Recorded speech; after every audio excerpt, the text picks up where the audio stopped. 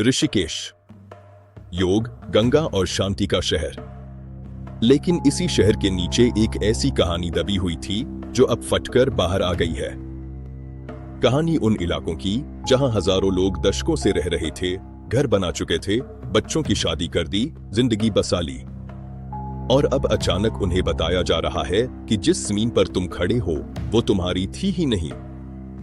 शिवाजी नगर, मीरा नगर, बापू ग्राम जैसे इलाके, लोगों को हमेशा यही बताया गया कि ये जमीन सरकार ने लीज पर दी थी। पहले रहने दिया गया, फिर घर बने, दुकानें खुली, बिजली पानी आया, वोट पड़े, नेता आए। धीरे धीरे लोगों ने मान लिया कि ये अब उनकी अपनी जमीन है। और यहीं से खेल शुरू हुआ।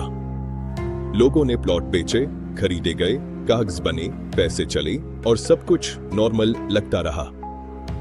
लेकिन असली सच ये था कि ये जमीन वन विभाग की थी। Reserve forest.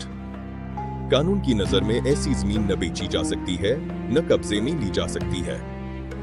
सालों पहले जो लीज थी वो रद्द हो चुकी थी। कागजों में जमीन फिर से सरकार की बन चुकी थी।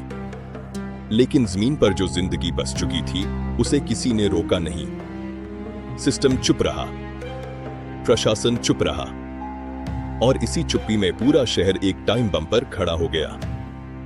फिर मामला अदालत पहुंचा, और जब मामला भारत की सबसे बड़ी अदालत सुप्रीम कोर्ट ऑफ इंडिया तक पहुंचा तो कहानी का टोन बदल गया।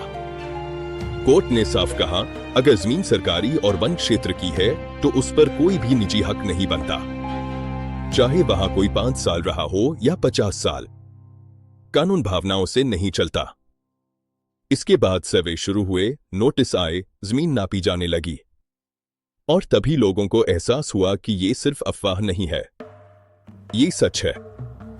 जिन घरों को लोग पीढ़ियों की पूंजी मानते थे वो अब अवैध कब्जा कहे जाने लगे। गुस्सा फूटा, सड़कें जाम हुई, पत्थर चले, नारे लगे। लोगों का सवाल सीधा था, अगर ये जमीन हमारी नहीं थी तो हमें बसने क्यों दिया गया? बिजली पानी क्यों दिया गया?